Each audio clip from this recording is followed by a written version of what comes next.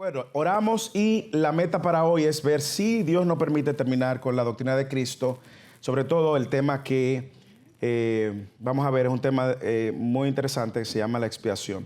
Padre, gracias por la iglesia una vez más, gracias por el día de hoy, gracias por el frío, gracias por lo que nos das diariamente. Yo te pido, Padre, que mientras hoy vamos sobre un tema tan crucial en la fe y en el entendimiento del Evangelio, como lo es la expiación, nuestros corazones sean animados. Y que tú también, a través de esta clase, prepares nuestros corazones para animar nuestro espíritu al servicio de adoración, que es lo más importante de la semana de nuestras vidas. Yo te pido, Señor, que tú nos fortalezcas, nos equipes, nos afirmes, nos animes, pero que al final la iglesia sea edificada y tu nombre glorificado. En el nombre de Jesús, amén y amén. Hermanos, ¿a dónde nos encontramos y cuál es el plan de hoy? Bueno, nosotros hemos visto con respecto a la doctrina de Cristo, básicamente la doctrina que enseña acerca de la persona y la obra de Cristo. Nosotros hemos visto primero en su persona que Cristo es Dios, y vimos eso no solamente en esta doctrina, sino también cuando abordamos anteriormente la doctrina de la Trinidad. Yo les animo que si usted tiene alguna duda de que Cristo es Dios, se acerque a nosotros o que vaya a alguna de las clases que ya enseñamos con respecto de la Trinidad. Vimos que Él es Dios, como dicen, la segunda persona en la Trinidad, dos naturalezas, completamente hombre, completamente Dios. Y cuando hablábamos de su divinidad y vimos todos los atributos de Dios adscritos a la persona de Cristo, pues nosotros veíamos justamente que solamente Dios puede llamarse de la manera como Cristo es llamado en las Escrituras y hacer lo que Cristo hace en las Escrituras. Solamente Dios es capaz de hacer eso. Entonces, cuando hablábamos de su obra, ¿qué vino a hacer? Recuerden que Él vino a ser nuestro representante. Y vimos algunos aspectos por encima de esa representación que Cristo vino a hacer en nuestro lugar. Ahora bien, una de las mayores temas que encontramos en la doctrina de Cristo es la doctrina de la expiación. Y la doctrina de la expiación nos va a introducir primero a conceptos que probablemente son nuevos para nosotros. Por lo tanto, es mi oración que al final usted tenga un entendimiento al menos básico de lo que es la expiación. De manera que cuando usted escuche expiación en un sermón, ya sea de esta iglesia o de algún otro maestro de fidelidad en la Escritura, usted diga, yo sé lo que es la expiación.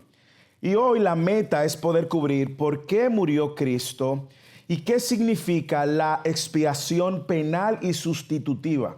Si usted ve, son conceptos probablemente nuevos para algunos de ustedes, pero es mi oración que usted pueda tener una idea general de lo que significa la expiación penal y sustitutiva.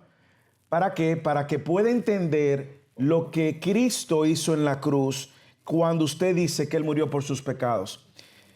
No vamos a ver, y no es el plan de hoy ni de esta doctrina, ver el alcance de la doctrina de la expiación.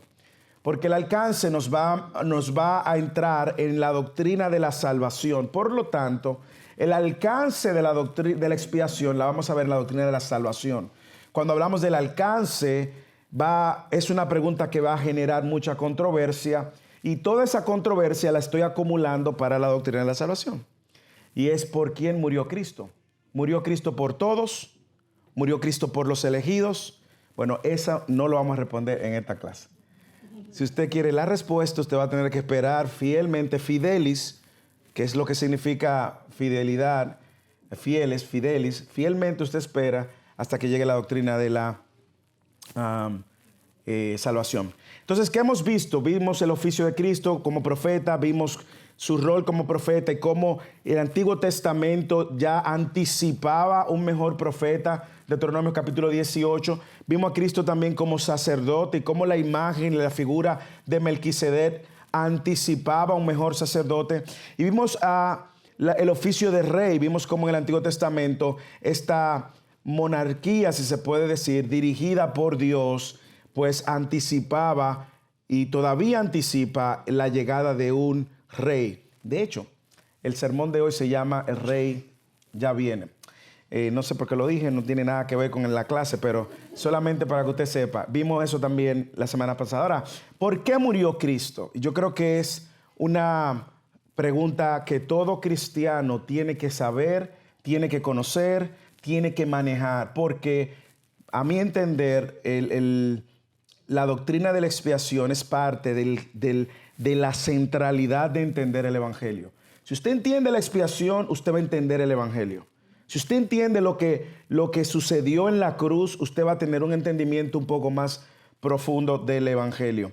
El Nuevo Testamento usa varias metáforas para explicar la expiación. Ofrece varios puntos y que vamos a considerar. Y la expiación es como algo que usted cose, que entreteje hilos. Y vamos a considerar algunos de ellos.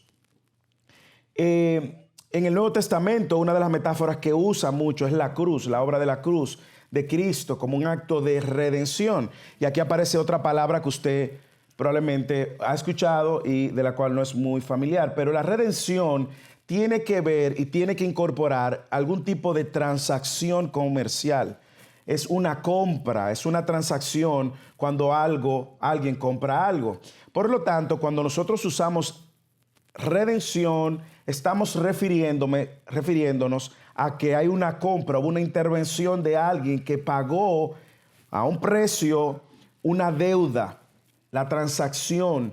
Pero cuando usted y yo decimos que somos redimidos, estamos diciendo que alguien pagó por una deuda que yo tenía. Así que no diga redimido como usted lo escucha. No, dígalo con entendimiento. Yo soy un redimido. Alguien pagó por mi deuda. ¿Cuál deuda? Bueno, todo eso es lo que vamos a estar viendo. De hecho, cuando Cristo está en la cruz, en Juan 19:30, usted lo recuerda, que Cristo expira antes de morir. Las últimas palabras, Él dice, consumado es, tetelestai en griego, consumado es. Esa palabra consumado es la palabra que se usaba en el mercado ahora, que se usaba para terminar el último pago de un pagaré. Todo el que aquí, de alguna manera u otra, en este país, toma a crédito cosas prestadas. Usted saca desde un televisor que lo puede tomar pagando. Este país es un país creado, pensado para consumir. Por eso usted puede ir a una tienda, armar su casa, los inmuebles de adentro y pagar $80 por el mueble. $15 a 5 años, pero no importa, Cristo viene antes y usted coge $5 por el televisor y usted tiene la casa pero usted está pagando. Y hay un momento donde le va a llegar el último pagaré, o quizás usted ya lo ha hecho con un carro, algunos han tenido el privilegio de hacerlo con sus casas, no muchos, porque aquí, imagínense, son 30 años, usted dice, mire, yo lo estoy tomando en fe, porque yo no sé si voy a estar vivo. Yo no sé si la gente que financia sabe que uno va a morir, pareciera como que no, pero aquí tú puedes tener 60 años y financiar 30 más. Pero cuando tú das el último pago, es cuando en este contexto comercial tú usas el término consumado es. Ya no hay más deuda, no hay un pagaré adicional que tengo que hacer para cubrir la deuda que tenía, no existe. Entonces, en ese sentido, Cristo mismo usa ese término comercial y dando a entender, la última factura ha sido paga. Ahora bien, eso nos lleva a otro cuestionamiento y es, ¿a quién le paga Cristo? O sea, cuando Cristo dice consumado es, ¿a quién le está pagando a Cristo? ¿Contra quién era esa deuda? Bueno, la deuda no es contra Satanás, ni Cristo pagó por Satanás o le pagó a Satanás, como muchas veces nosotros creemos que Satanás nos tiene, nos somos posesión de él y tarararara, nada que ver. No es coherente con las Escrituras y le estaríamos dando también a Satanás más importancia de lo que la misma Biblia le da a Satanás. El concepto que nosotros encontramos en la Escritura se hereda desde el Antiguo Testamento y es una deuda que tiene que ver con el Padre, un rescate para completar una deuda con Dios mismo. Y eso es lo que usted va a ver en el Antiguo Testamento. De hecho, en el Antiguo Testamento hay dos figuras de expiación, de pago, de redención que se encuentran en el Antiguo Testamento. Una está en Éxodo, que era cuando un novio quería casarse con una hija suya, ¿verdad? Él tenía que pagar un dote por eso, dando a entender de que efectivamente él tenía tanto interés que quería que la novia fuera suya. Y eso usted lo va a ver en Éxodo y habla claramente qué tenía que hacer el novio y mostrar que tenía los recursos, la intención y los recursos para cubrir el dote. Todavía en algunos círculos en Medio Oriente se maneja esta idea del dote. Creo que en la India todavía, si usted está interesado, usted tiene que pagar un dote para casarse con una joven.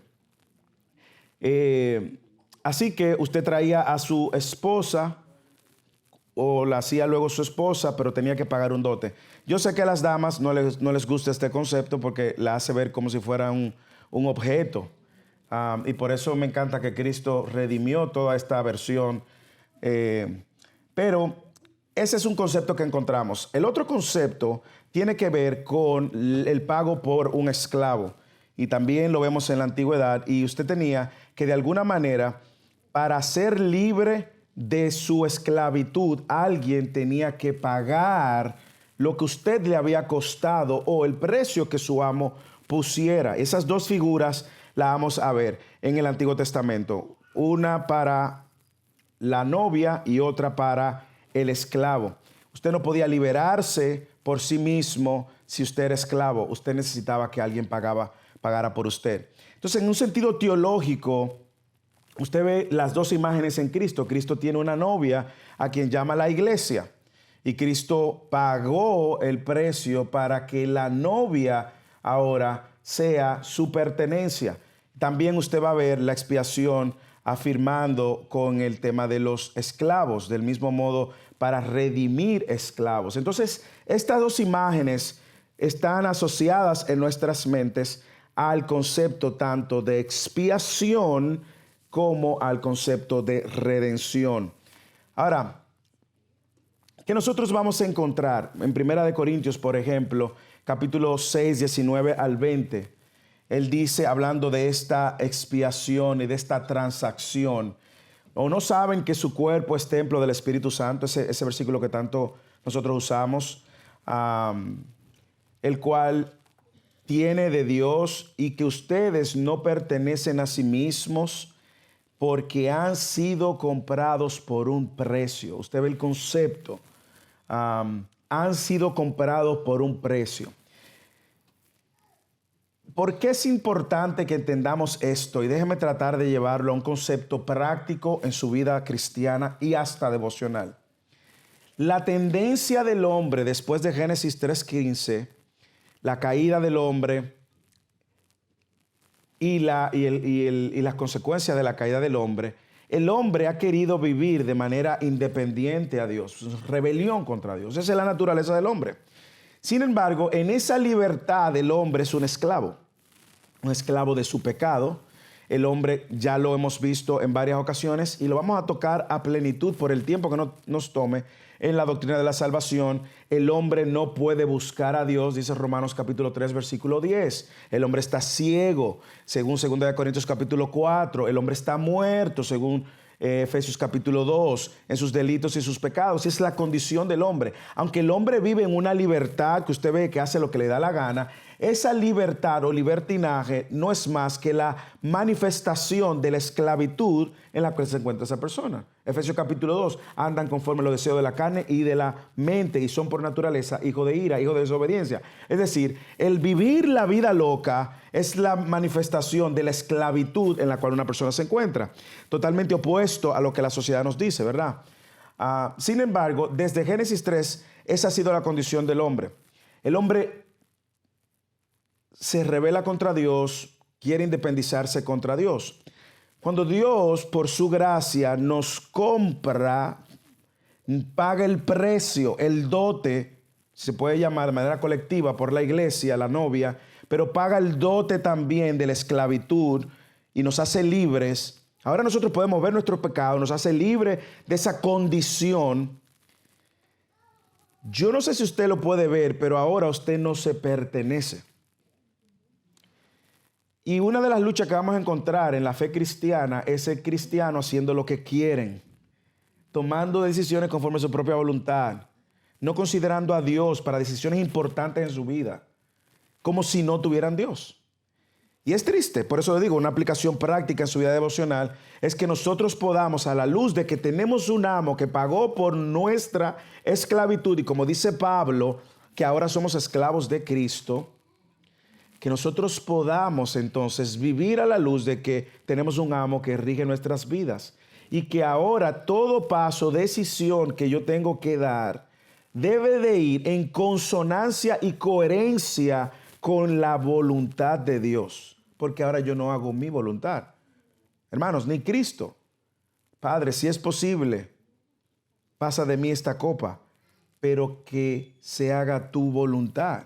En Mateo capítulo 6, cuando Jesús está enseñando del Padre Nuestro, hágase tu voluntad. Entonces nosotros vivimos bajo ahora un esquema de libertad verdaderamente libre de la esclavitud, del pecado, pero ahora somos, por la obra de Cristo, esclavos de Él. Él es nuestro amo. No hay tal cosa como ser esclavos, libres del pecado y libres de Cristo. ¿Entiendes? Tú eres libre del pecado y esclavo de Cristo. Pero de alguien usted es esclavo. ¿Ok? De alguien usted es esclavo. Entonces el concepto que nosotros vemos, no solamente cuando Jesús dice en Juan 19, como decía, consumado es, la deuda ha sido paga, tetelestai, sino vemos el concepto también que la iglesia, los apóstoles entendieron, había una transacción comercial. Ustedes han sido comprados por precio. Entonces vemos cómo la cruz representa esa metáfora de que en ese lugar Cristo pagó la deuda. ¿Ok? La cruz en ese lugar, Cristo nos libertó, pagó por la libertad de la esclavitud de nuestros pecados.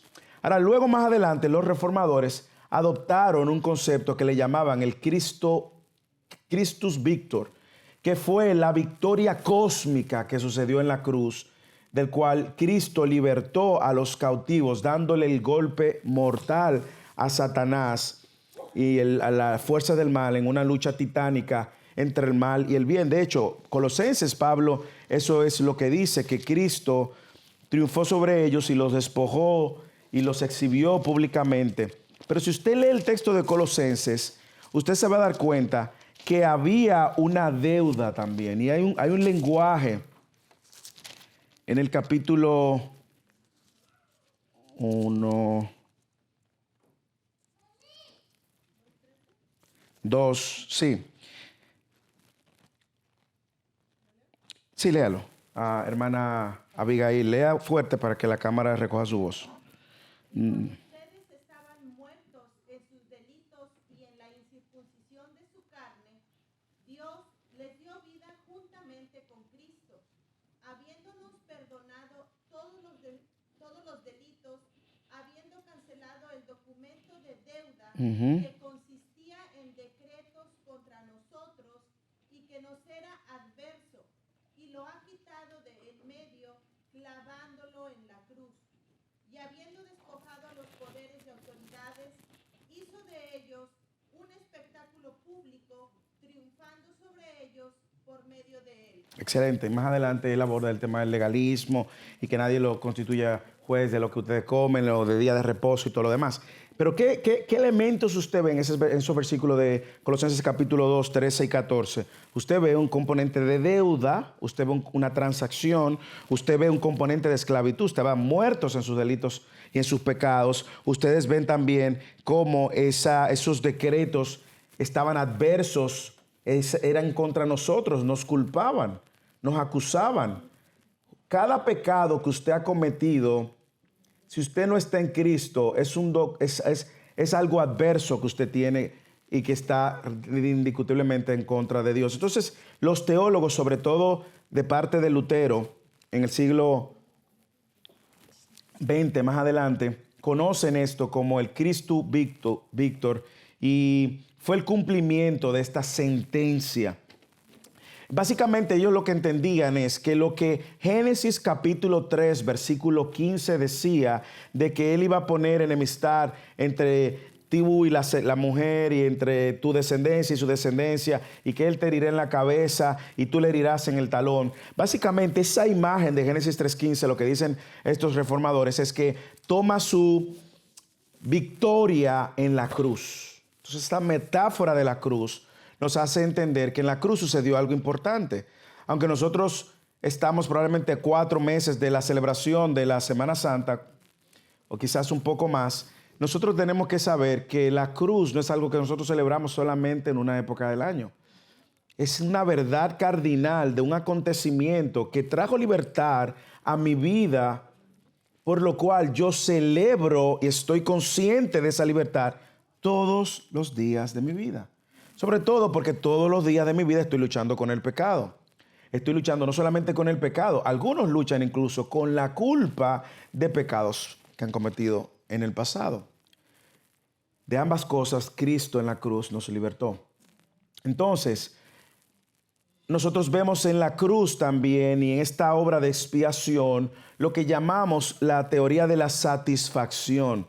¿Y a qué nos referimos? Es un principio que establece que la justicia de Dios, la demanda de Dios como un juez justo, fue satisfecha en la cruz. ¿Ok? Usted va a ver la justicia de Dios y la rectitud de Dios en la Biblia. Esta nunca se separan. Esa justicia y esa rectitud de Dios siempre van de la mano. Y para que haya una justicia plenamente justa, tiene que haber un estándar de rectitud plenamente completo. Y ambas cosas van de la mano. Usted no lo puede separar. ¿Ok? Usted no puede separar eso. Y por otro lado, tampoco puede separar en la cruz otro elemento, otro atributo importante que es la bondad de Dios, el amor de Dios. Entonces usted tiene por un lado la justicia de Dios, la rectitud que hace un despliegue de la santidad de Dios, que no tolera el pecado, y tiene también por otro lado el amor de Dios, que tampoco es menor que su justicia ni menor que su santidad. ¿Cómo usted puede reconciliar esto? Bueno, la teoría de la satisfacción establece que en la cruz Dios fue satisfecho. El estándar de Dios se llena, se cumple, pero también la justicia de Dios, esta demanda por haber violado su ley, cada hombre, cada mujer a través de la historia, haber violado su ley, la ley de Dios, y que ahora en Cristo Él lo hace pecado, no porque Cristo murió, sino porque Cristo toma nuestro lugar. Él lo hace pecado y Cristo ahora, como nuestro mejor representante, recibe toda la ira de Dios, satisfaciendo la demanda de justicia de Dios. Déjeme traer esto a nuestro contexto y a nuestra realidad. Lamentablemente, por los años, nosotros lo que hemos visto y hemos enseñado solamente que Dios es amor. Y nos cuesta entender que Dios va a condenar a una gente eternamente en el infierno. ¿Ok? Caemos en la herejía del universalismo. Anote, universalismo es una doctrina que enseña que Dios va a salvar a todos los hombres y las mujeres de todas las épocas. Porque Dios es amor. Y ponemos el estándar del amor de Dios muchas veces por encima de su justicia y por encima de su santidad.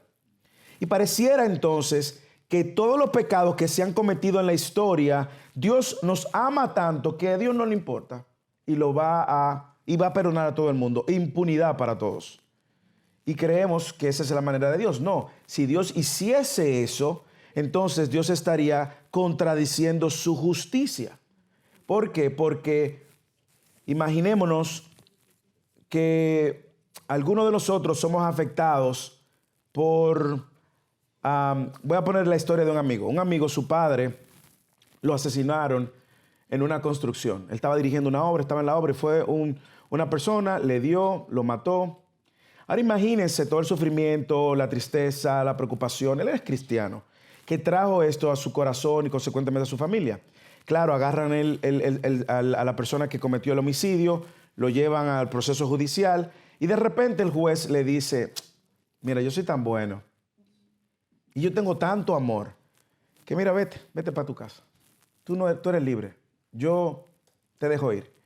Indiscutiblemente ese juez puede ser y lucir bondadoso para este que cometió esta transgresión. Sin embargo, para aquellos que fueron afectados por esta transgresión, denota que este juez es un injusto juez, incoherente y no está haciendo correctamente su rol de juez. Ahora llevemos esto al plano divino. Si Dios es tan santo como tan amor, porque la Biblia dice que Dios es amor, y si Dios es tanto amor como justo, Dios no puede fallar en ninguna de estas cosas. Dios no puede fallar ni un poquito en ninguna de estas cosas. Por lo tanto, usted va a encontrar un texto que dice que Dios no tiene por inocente al culpable. Hermanos, esto es una realidad en la cual entra toda la humanidad después de Génesis 3. Usted y yo ofendimos a Dios. Hemos ofendido a Dios de alguna manera. Y una sola ofensa a ti, una sola ofensa que tú hagas es suficiente por la santidad de Dios, su rectitud. Él no tolera ninguna, no la tolera, Él no cohabita con el pecado. Él no, en su santidad no pudiera, porque de hacerlo su santidad entonces se viera también en detrimento. Pero en su justicia hemos transgredido la ley de Dios. Y si hemos transgredido la ley de Dios, tenemos que pagar. Ahí está la deuda, tenemos una deuda. El problema no es solamente que nosotros hemos pecado continuamente, más de una vez, hemos pecado feo. Hermanos, yo estoy seguro que hay pecados en su vida que solamente usted sabe, o pensamientos que le han pasado por la mente que solamente usted sabe de lo que usted es capaz. Si le dijeran a lo que tú quieras, sin consecuencia, ¿verdad? Como hablábamos. Y hay pecados ocultos que usted ha hecho, mentiras que usted ha dicho, engaños que usted ha cometido, de lo cual yo estoy seguro que muchos de nosotros no nos avergonzamos. Eso merece una condena. Eso es una deuda contra un Dios que es moralmente correcto, recto, santo, y en su justicia Él tiene que tomar una acción. Ahora bien, cuando nosotros vemos la cruz, nosotros vamos a ver primero que Dios no negocia su justicia. Segundo, que Dios tampoco sacrifica su rectitud ni su integridad. Y en esencia, Dios en la cruz está diciendo, yo voy a asegurarme de que el pecado sea castigado. Y eso es lo que nosotros vemos en la cruz. La misericordia de la cruz, entonces, se muestra en Dios aceptando el pago de un sustituto. Y por ahí empezamos a entrar en la expiación sustitutiva. Sustituto. Entonces nos queda claro que la expiación es este acto donde alguien sacrifica algo, su vida, para pagar una deuda y redimirnos y librarnos. ¿Por qué yo decía al principio que esto es es central en el Evangelio? Primero, porque lo que la Biblia enseña es que todos hemos pecado. Porque todos hemos pecado, Romanos capítulo 3, 23, todos estamos destituidos de la gloria de Dios. ¿Ok? Cuando nosotros vemos que el hombre ha pecado contra un Dios que es infinitamente santo, el hombre tiene que dar cuentas a Dios entonces por su deuda. Usted transgredió la ley, usted tiene que dar cuentas a Dios. Usted tiene que pagar o alguien tiene que pagar. Nosotros vamos a ver también, no solamente que el hombre es pecador, sino que también la paga del pecado es muerte, según Romanos capítulo 6. Es decir, usted y yo tenemos que morir. Y hay una muerte espiritual que sucedió desde Génesis capítulo 3 y consecuentemente todo el que nació después de Adán y Eva nace en esa condición, muertos espiritualmente. Pero hay otra muerte que es consecuencia del pecado, que es la muerte física, que también todo el que ha pecado va a morir físicamente. De hecho, la evidencia de que la humanidad nace en una condición afectada por el pecado es que luego de Génesis 3, todo el que nace muere. ¿De acuerdo? Entonces vivimos en esa realidad. Sí, Blanca, Penélope y la expiación sustitutiva. La muerte espiritual, de que habla en el Antiguo Testamento, el espíritu, no sé qué es, espíritu del humano y el Espíritu Santo, como se escribe. Pero ¿cómo morimos a la muerte espiritual?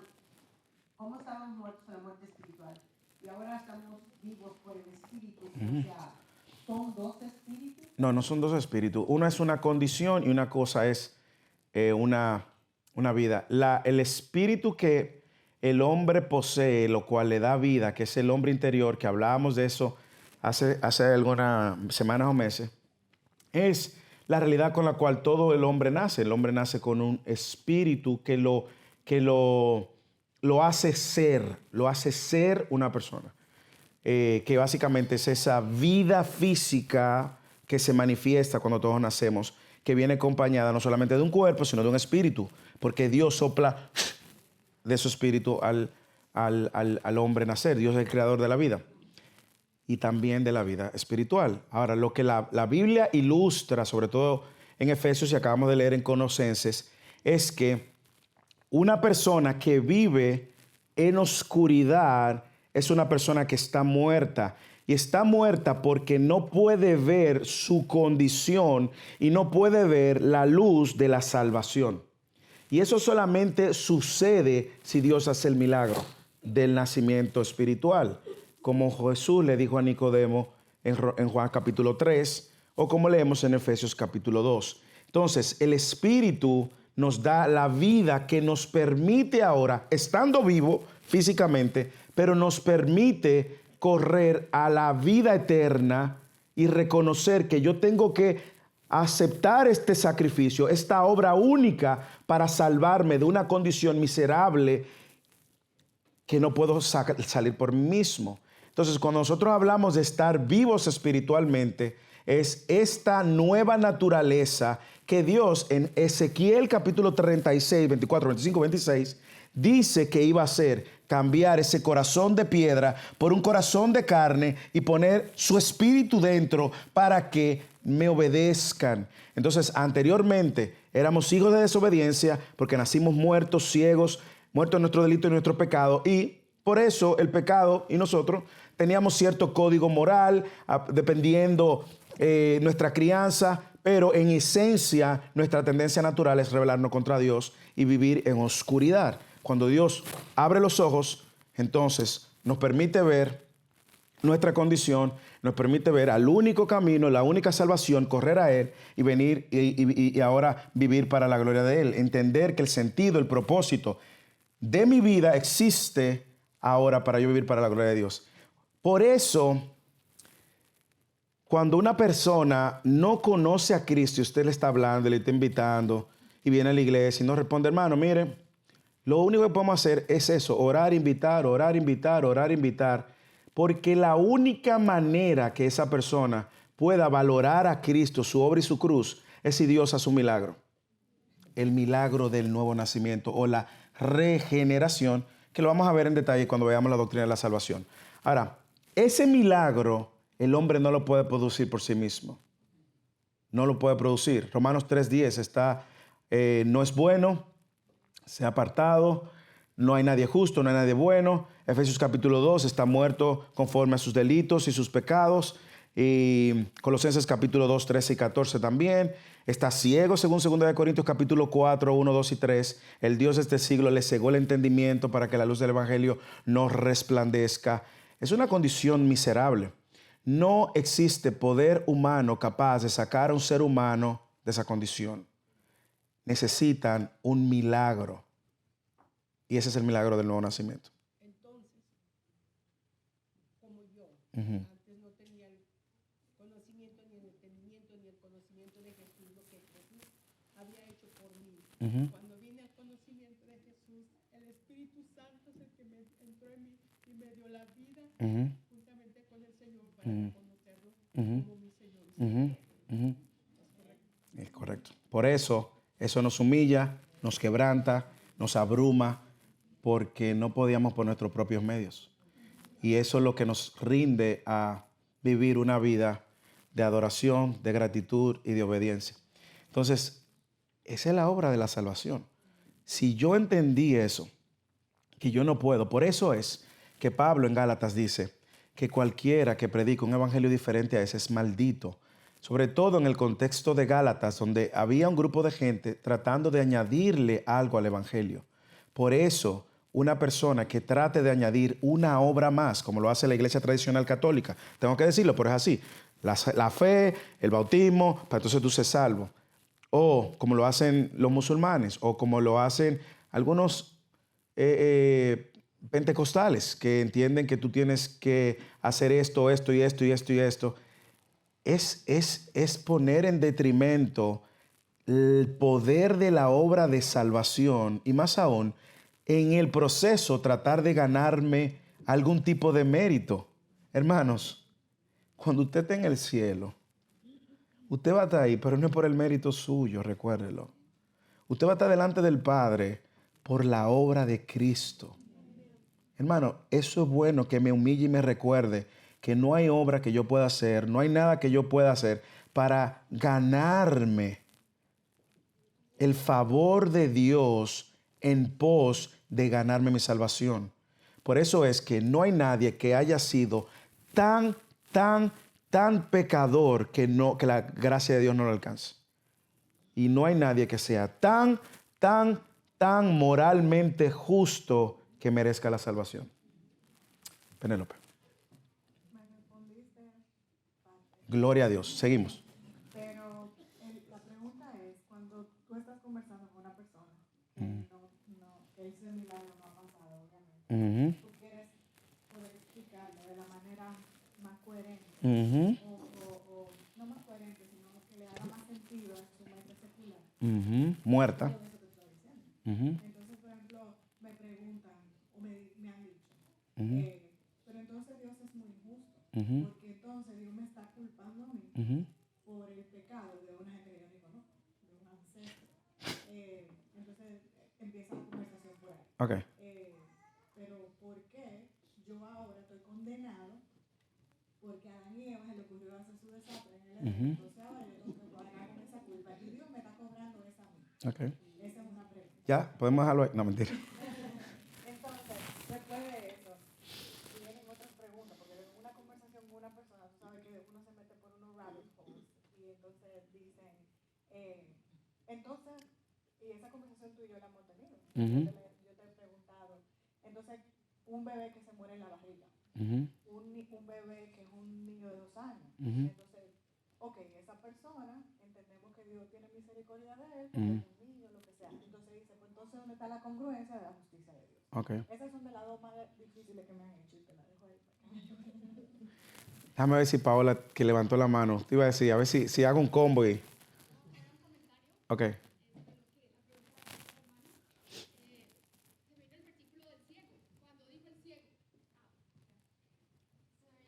versículo del ciego cuando él dice, lo único que yo sé es que yo era ciego y ahora veo. Yo creo que ahí Dios nos da a entender de que todos nacimos ciegos por causa del pecado, por causa de lo que hizo Adán y Eva.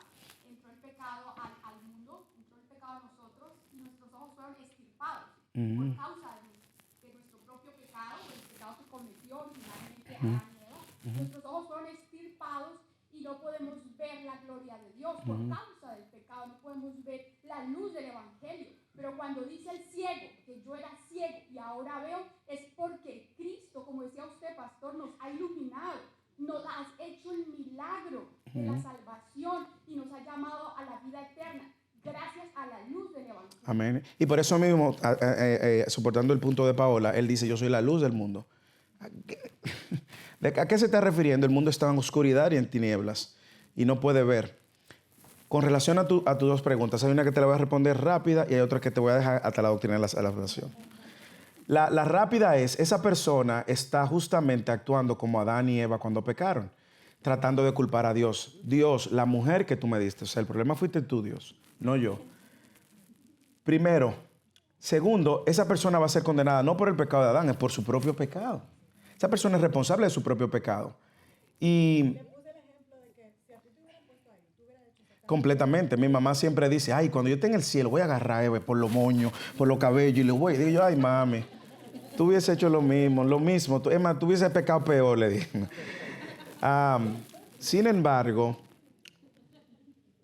todo el que va al infierno va a ir al infierno por sus transgresiones. ¿Ok?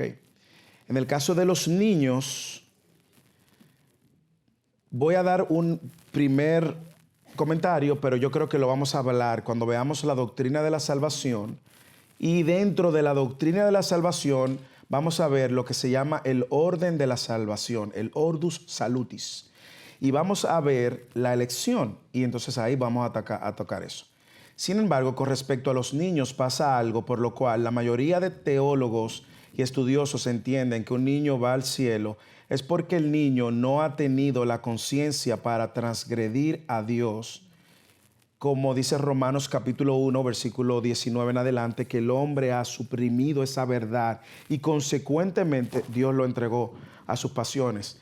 Entonces, yo sé que eso genera muchas incongruencias y pudiera por la Biblia demostrar que me inclino a esa posición, porque cuando David pecó y su hijo murió, él dijo, yo sé que veré a mi hijo. Y pudiéramos sacar textos, Jesús dijo, dejar a los niños venir a mí porque de ellos es el reino de los cielos, entre otros. Son de esos temas que uno no necesariamente ve tanta profundidad, pero que cuando uno entiende lo que es el pecado, entiende que el pecado es una transgresión voluntaria, consciente a la ley de Dios.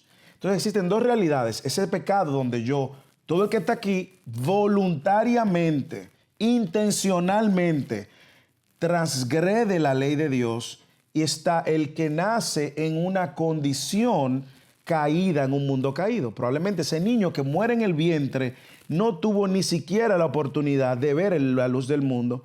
Por lo tanto, algunos creemos que Dios lo tiene con él. Lo voy a dejar solo hasta ahí para que entonces cuando veamos la doctrina de la salvación podamos otra vez revisitar ese tema. ¿De acuerdo? Bien. Entonces, como hablábamos, necesitábamos un sustituto porque nuestro primer representante falló y falló de mala manera. Y cuando hablamos de la expiación sustitutiva, que es el segundo elemento del día de hoy, nosotros estamos viendo cómo, decía, en la muerte Cristo satisfizo la ira de Dios contra todos aquellos que habían pecado contra Dios, se habían arrepentido de sus pecados, se habían creído en Él. Y yo creo que aquí es donde radica, en esta parte de lo que decía el corazón del Evangelio. Jesús ha logrado la salvación para nosotros y la logró por medio de su muerte y su resurrección. No solamente su muerte, ¿ok?, sino también su resurrección. ¿Por qué digo la resurrección? Porque si Cristo no hubiese resucitado, y eso es lo que hace la fe cristiana distinta a cualquier otro tipo de dogma religioso, si Cristo no hubiese resucitado, Cristo hubiese sido un profeta que murió por una causa y punto. Pero la resurrección, lo cual fue un evento sobrenatural, pone en evidencia que Dios quedó satisfecho con la ofrenda del sacrificio de la vida de Cristo. Entonces, cuando nosotros hablamos de esa expiación sustitutiva, tenemos que verlo en dos componentes. Es penal y es sustitutiva. Y déjenme explicar cada una de las cosas. Es una expiación penal, y el penal es el mismo término que usamos para las leyes y la justicia. Es que básicamente él fue condenado a muerte. ¿Ok? Él fue condenado a muerte. La muerte de Jesús pagó el castigo por los pecados de su pueblo. Por eso es penal. Pena de muerte. Él tuvo que morir. Y Dios lo castigó a él como si él fuera culpable de los pecados de todos sus hijos. O sea, Dios lo trató a él con la severidad que iba a tratar a todos los pecadores, o que va a tratar a todos los pecadores que no se arrepientan. ¿Ok? Feo. Lo trató feo. Entonces, cuando decimos penal, es justamente porque la muerte de Cristo fue el pago por la deuda mía y suya. Por eso yo he escuchado gente, y esto también lo vamos a ver en la doctrina de la salvación. Yo sé que nos falta un camino porque primero viene la doctrina del Espíritu Santo y me imagino que vamos a durar un buen tiempo. Pero en la doctrina de la salvación, una de las cosas que nosotros vamos a ver es el tema de la perseverancia de los santos en la doctrina de la salvación. Yo voy a comentar, pero no me hagan preguntas de eso para que los respondamos en la doctrina de la salvación. La perseverancia de los santos es la doctrina bíblica que enseña que la salvación no se pierde, ¿verdad? Ahora usted escucha gente que se oponen a esa verdad y dice, entonces yo puedo vivir la vida como me da la gana. Yo puedo pecar y... Si una persona que dice ser cristiano ama todavía su pecado y vive como le da la gana, hay una alta probabilidad de que no sea cristiano. ¿Por qué? Hermano, grábese esto en su mente. La obra del Espíritu Santo es una obra efectiva, según Filipenses capítulo 1, versículo 6. Es una obra efectiva. El Espíritu Santo está en el negocio de la santificación. Es efectiva. Él empezó la buena obra, Él la va a perfeccionar. ¿Ok? Por lo tanto, cuando una persona dice ser cristiano, usted tiene que ver o va a poder ver, por lo menos observar, porque Jesús mismo en Mateo capítulo 7 lo puso incluso como una referencia. Usted va a observar frutos. ¿Ok? El fruto del Espíritu. Mire, lento, algunos van más rápido que otros. Yo eso no sé cómo eso funciona, cómo alguien crece más y madura más su fe que otro. Dios lo prueba rápido, Dios lo pone. Hay otros que mire que tienen toda la información en la cabeza aquí. Se lo saben todo, pero usted no ve frutos. ¿Ok? Y hay otros que dicen ser cristianos, pero Mateo 7 dice, no todo el que dice Señor, Señor, entra al reino de los cielos, sino el que hace la voluntad de mi Padre. Entonces usted va a ver eso. ¿Por qué traigo este comentario a la luz? Bueno, porque cuando yo entiendo que alguien tuvo que morir para perdón y mi salvación, yo no vivo mi vida jamás abusando o menospreciando la obra que me trajo a Dios. Yo no puedo vivir mi vida loca, no puedo vivir haciendo lo que me da la gana. Yo vivo ahora rendido a la realidad de que me debo a alguien que pagó el precio que yo no podía pagar. Por eso usted ve que una de las ilustraciones, parábolas que Jesús usa es la de aquel siervo que le debía esta gran cantidad impagable al rey y el rey se la perdonó. Pero ese siervo, en el contexto del perdón, otro siervo le debía una pequeña y este no estaba dispuesto a perdonarla o a pagarla o a condonarla. Y el rey reacciona y dice, espérate, que tú no has entendido. Te voy a poner en la cárcel hasta que tú me pagues todo lo que debe. Él no iba a salir jamás de la cárcel, porque su vida no le iba a dar para pagarle. ¿Y cuál es el principio detrás de lo que Jesús está enseñando? El principio detrás de lo que tú estás enseñando es que una persona que ha sido salvo y ha entendido la deuda tan grande que Dios le ha perdonado, no puede vivir como si Dios no lo hubiese perdonado. O como si no entendiera el pago tan grande que Dios hizo, el sacrificio tan grande que Dios hizo, a la luz de que pueda vivir su vida ahora también en obediencia a Él y viendo en el fruto de esa verdad. Marcela. Yo tengo una pregunta y es, por ejemplo, esas personas que han tenido el encuentro con el Señor, han conocido, pero por alguna, eso es lo que veo, o sea, en algún momento, en algún punto de su vida se alejan del Señor. Uh-huh. O sea, el Espíritu Santo, bueno, Dios permite eso, o sea, como esos, no sé, desiertos. Sí, rebalones. Se van y ya después otra vez. Sí. Si volvemos a lo que el pastor decía, que el Espíritu Santo está orando, y lógico, cuando el Espíritu Santo ora, uno se siente mal cuando peca y todo eso. ¿Qué pasa con esas personas que, o sea, o qué pasa ese tema de que se van? Se descarrió. Y después, como que otra vez, Sí. Dios usa alguna situación fea Sí. Sí, no, la verdad es que yo creo que todos, sin excepción, en algún momento hemos flaqueado nuestra fe. El pecado nos ha afectado más de lo que nosotros pensamos que el pecado nos ha afectado. Y una de las maneras en la cual el pecado nos ha afectado es justamente que no nos podemos comprender la gracia. Y por eso, cuando pecamos, nos encontramos en una condición, mire lo que no es entender la gracia. Mire lo que no es entender la gracia. De que, ¿cómo ahora volveré donde el Señor? Si volví a pecar. Y empiezo en un proceso de culpa y de tratar de autojustificarme delante de Dios. Y consecuentemente me pasa el tiempo y así vuelvo. Y siempre yo creo que hay dos tipos de personas en el escenario que tú dices. Está el que genuinamente es un hijo de Dios y aún no ha entendido la gracia. Por eso Pablo en Colosenses 1.9, Filipenses 1.9, Efesios 2.14 en adelante, Pablo oraba que puedan crecer en el entendimiento del evangelio, de la profundidad, de la anchura.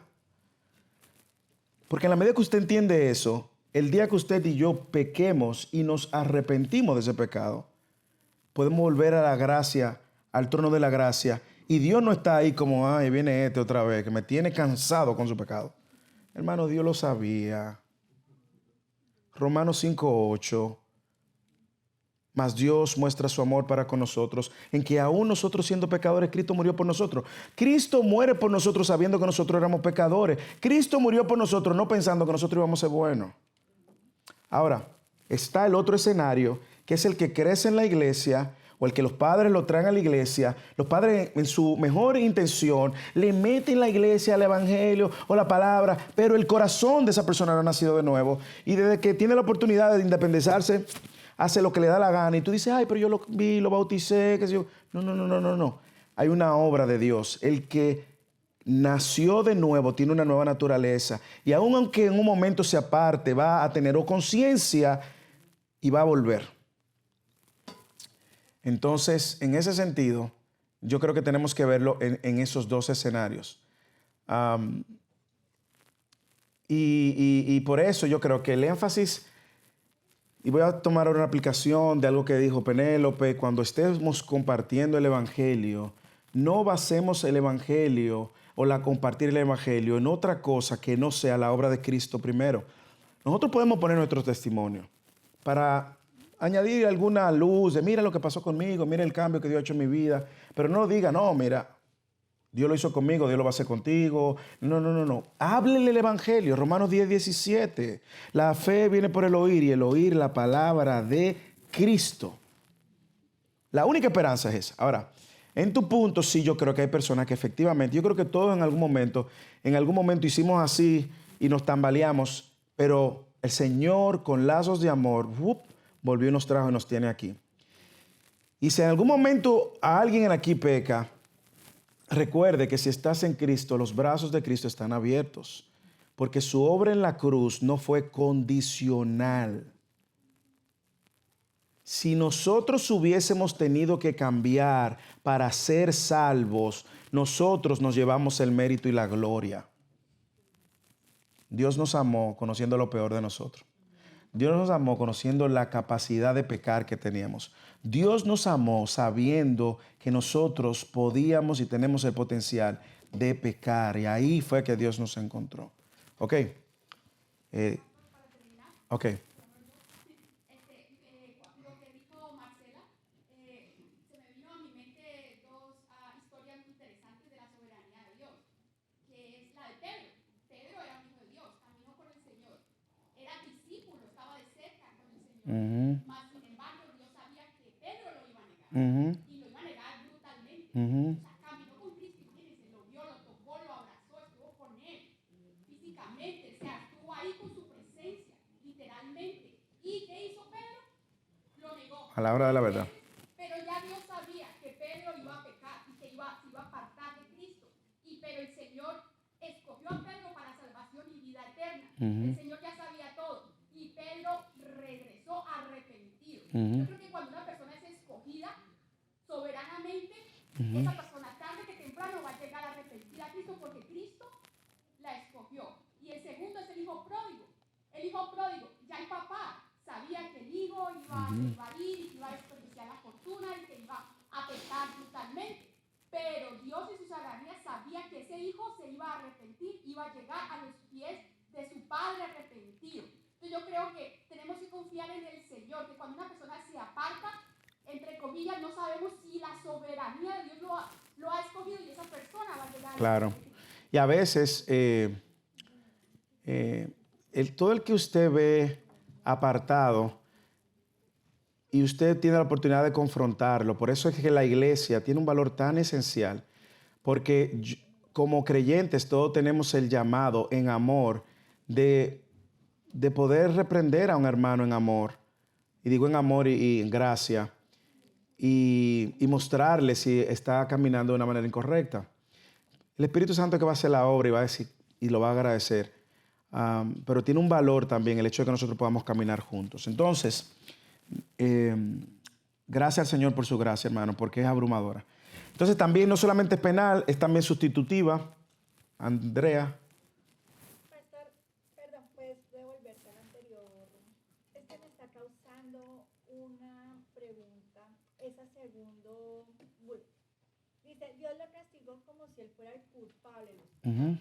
Pero si me voy a Filipenses 2, donde dice en el 8, y estando en la condición de hombre, se humilló a sí mismo, haciéndose obediente hasta la muerte y muerte cruz, por lo cual Dios le exaltó hasta lo sumo.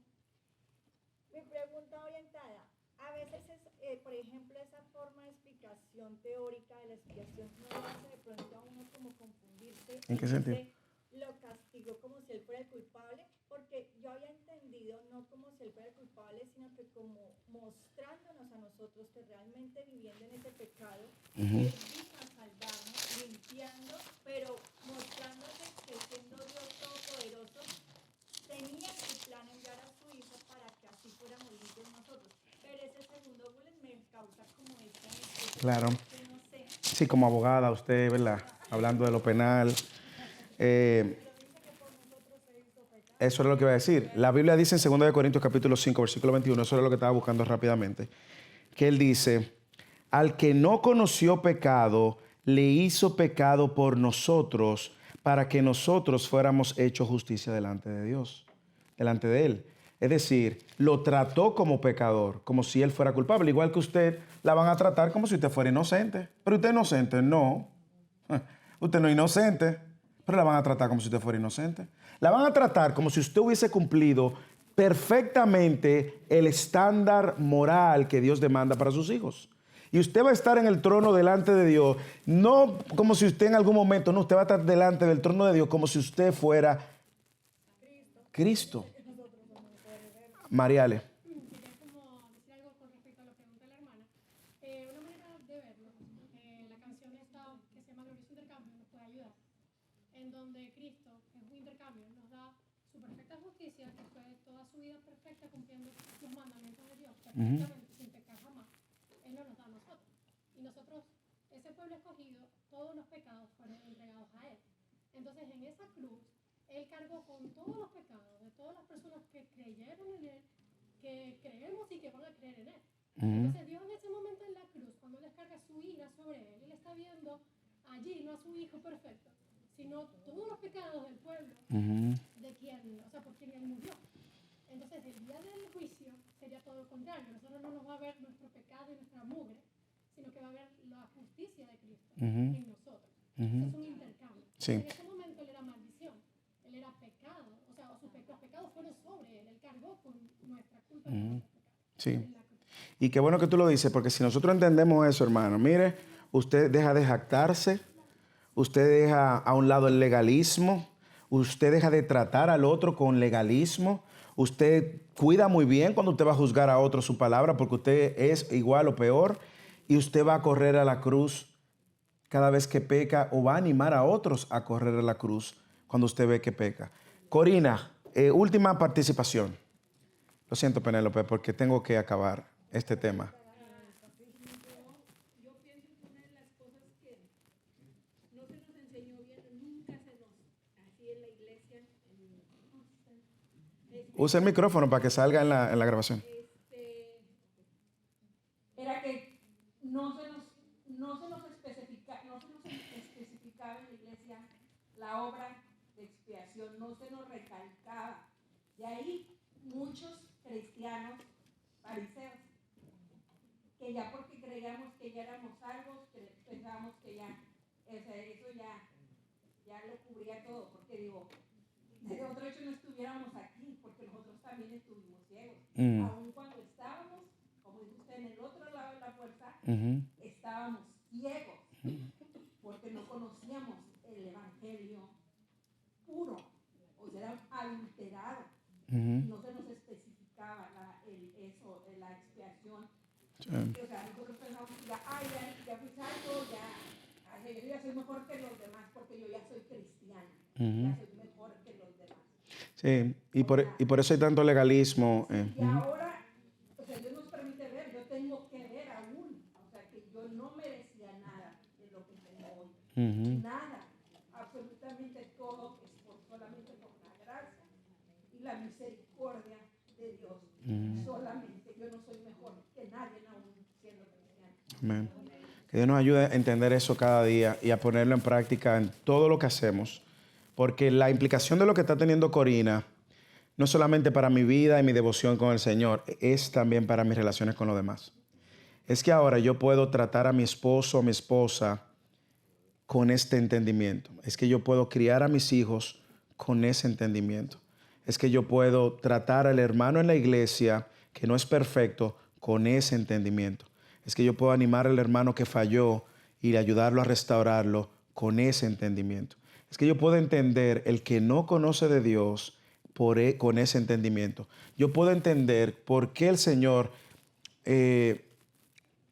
me ha salvado por pura gracia, y cuando Dios no ha salvado a alguien, lo puedo entender con ese entendimiento. Entonces, nada, que Dios nos ayude, hermanos, y por esto Fideli existe, para poder marinar nuestros corazones continuamente en esta verdad.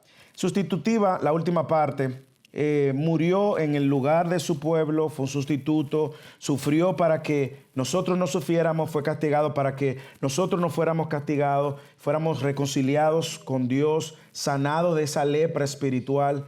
Fue considerado culpable, como decíamos, según 2 Corintios también 5:21, mientras que nosotros fuimos reconsiderados justos. Y en una ocasión, un teólogo llamado Karl Barth, muy bueno, él decía que probablemente una de las palabras más importantes del Nuevo Testamento en griego es la palabra huper, que significa en lugar de, básicamente refiriéndose a Jesús, cómo Jesús ocupó nuestro lugar y fue nuestro representante, mejor representante que Adán, que cayó. Esa expiación también trae consigo una palabra dominguera llamada propiciación, y básicamente es el hecho de que la propiciación era el término que se usaba para satisfacer a los dioses paganos. Usted veía cómo las religiones paganas sacrificaban niños, ídolos, para propiciar la ira de sus dioses. La propiciación aquí es básicamente este acto a partir de, fuera de, o remoción de la culpa. Tiene dos sentidos esta expiación. Horizontal, en un sentido, es un aspecto horizontal la expiación. ¿Por qué? Porque en la antigüedad el pecado del pueblo, como usted sabe, no vamos a hablar de eso ahora, era transferido a la cabrita o al cordero, y esa cabrita y ese cordero se le transferían los pecados del pueblo y se liberaba, y para que se fuera para el desierto. El salmista decía: tan lejos como está el oriente del occidente, así hizo alejar de nosotros nuestras rebeliones. Porque si así este sentido de transferencia de pecado, por lo tanto la expiación es horizontal en el sentido de que nuestros pecados han sido alejados de nosotros. Y Cristo vino justamente alejar, remover el pecado de nosotros. Pero también es vertical, y aquí entra el concepto propiciación. ¿Por qué? Porque es la dimensión, se puede decir vertical, donde la ira de Dios ahora es satisfecha. Isaías capítulo 53, yo creo que es lo que mejor ilustra esta expiación, propiciación. Cuando hablamos de propiciación, es que la ira de Dios fue satisfecha. Mira el versículo 5, mas él fue herido por nuestras transgresiones, molido por nuestras iniquidades. El castigo de nuestra paz cayó sobre él, y por sus heridas hemos sido sanados. Mira el versículo 10. Se dispuso con los impíos, el 10, pero quiso el Señor quebrantarle, sometiéndole a padecimiento. Fue el plan de Dios. Fue el plan de Dios. Entonces, la ira de Dios también fue satisfecha a la muerte sustitutiva y penal de Cristo. En otras palabras, en la muerte en la cruz, Jesucristo satisfizo la ira de Dios contra todos aquellos que se arrepentirían de sus pecados y confiaran en Él. Ahora, déjeme darle una aplicación práctica, y con esto termino. Si usted está en Cristo, Dios no está airado con usted. Usted puede entrar confiadamente al trono de la gracia y va a ser recibido y abrazado como si usted no ha pecado. Porque Él no solamente removió el pecado, también removió la culpa del pecado. Por lo tanto, no permitas que nada, pecado presente, pasado, futuro, te saque de esa gracia que puedas abrazar y vivir. Cuando digo que tú la puedas abrazar y vivir. Por lo tanto, entra confiadamente al trono de la gracia. Hay gente que se excusa y dice, ay, Dios está irado, Dios debe estar molesto conmigo porque hoy no leí la Biblia. Dios debe estar irado conmigo porque hoy no oré. Dios debe estar molesto conmigo porque ya yo no... Hermanos, mire, todas esas disciplinas espirituales buscan fortalecer tu corazón y tu espíritu. Pero si fueran esas disciplinas espirituales que te justificarían, entonces la salvación sería por obra. Estamos en la presencia de Dios por la obra de Cristo. Y dígame si eso no es glorioso. Dígame si eso no es glorioso. Termino. Como dije anteriormente, este es el corazón del Evangelio. Jesús sufrió la ira de Dios en la cruz para que todos los que confían en Él sean justificados, considerados justos por la fe solamente. Hermanos, si usted entiende esto, usted va a vivir su fe diferente. Usted va a caminar diferente. Por lo tanto, es mi oración que nuestros entendimientos puedan no solamente entenderlo intelectualmente, sino abrazarlo y vivirlo cotidianamente. Oremos. Padre, gracias por tu obra. Sabemos que nuestras limitaciones seguramente nos tomará toda la vida que nosotros tenemos en la tierra para entender la magnitud, profundidad, altura, anchura de tu obra de expiación sustitutiva. Padre, yo te pido que esta palabra que de una manera u otra busca enseñarnos verdades de tu palabra, de tu carácter, de tu obra, nos sirva para empezar a ver nuestra propia relación contigo diferente, más cercana, no distanciada. La relación con los demás también. Padre, ayúdanos a entender esto cada día de nuestras vidas y mueve nuestros afectos para seguir estudiando de este tema. En el nombre de Jesús. Amén. Amén.